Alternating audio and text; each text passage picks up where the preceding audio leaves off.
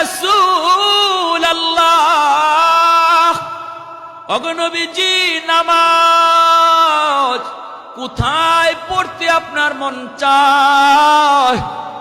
মায়ার নবী নামাজ পড়েন লুকায় লুকাইয়া, ঘরে ঘরে লুকায় লুকায় নামাজ পড়েন। ওমর মুসলমান হইয়াই কয়, নবী গো, নামাজ কোথায় পড়তে মন চায় গো নবী? আল্লাহর নবী কয়, ওমর রে, নামাজ পড়তে মন চায় আল্লাহর ঘর বাইতুল্লাহর সামনে, কিন্তু ভয়, আমরা মাত্র 40 জন মুসলমান হয়েছি। ওমরকে লইয়া 40 জন, এর আগে ছিল 39 জন, এমন 40 জন মানুষ আমরা বাইতুল্লাহর সামনে গিয়া কেমন করে নামাজ পড়ব? হযরত ওমর বলতেছেন, ইয়া রাসূলুল্লাহ, আমি তো কালেমা পড়ে মুসলমান হয়েছি এখন, কিন্তু অন্তরে ইমানের নূর ঢুকছে আরো আগে। নবী বলে, কোন দিন? বলে, নবী গো, যেই দিন আমি গিয়েছিলাম আপনাকে যারা পাগল পাগল কয়া ডাকে, ওই পাগল দেখার জন্য আমি আপনার কাছে গিয়েছিলাম। যায়া দেখি আপনি নামাজ আদায় করেন, আমি আপনার পিছনে দাঁড়ায় রইছি, ওই অবস্থায় শুনতেছি আপনি কোরআন তেলাওয়াত করেন নামাজের ভিতরে। তাহা মা আনজালনা আলাইকাল কুরআনা লিতাশকা, এত সুন্দর কোরআন তেলাওয়াত শুই না আমি ওমর মনে মনে ভাবতেছিলাম, এটা তো মানুষের কোনো কালাম নয়।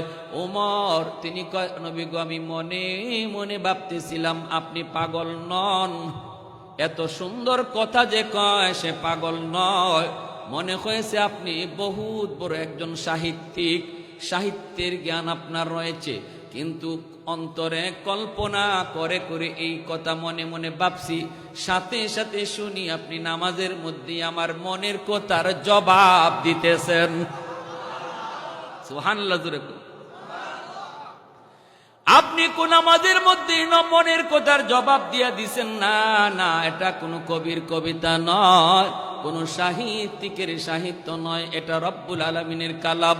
এইবার আমি মনে মনে ভাবছিলাম, তাহলে তো মুহাম্মদ মস্ত বড় গণক, মনের খবরও তিনি জানে।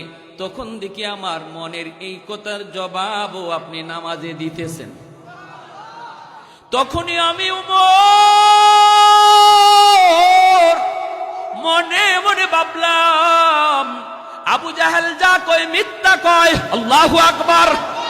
উতবা শাইবা যা কয় মিথ্যা কয়। মুহাম্মদ পাগল নন, জাদুকর নন, কবি নন, তিনি কোন সাহিত্যিক নন, ইনি আল্লাহর রসুল। ওই দিনই আমার অন্তরে ইমানের নূর ঢুকে গেছে।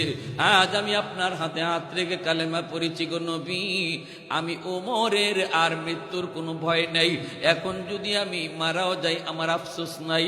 অতএব আজ থেকে নামাজ আর ঘরে ঘরে নয়, লুকায়া লুকায়া নয়, আজ থেকে নামাজ হবে আল্লাহর ঘর বাইতুল্লাহর সামনে, মক্কার কাফেরদের সামনে।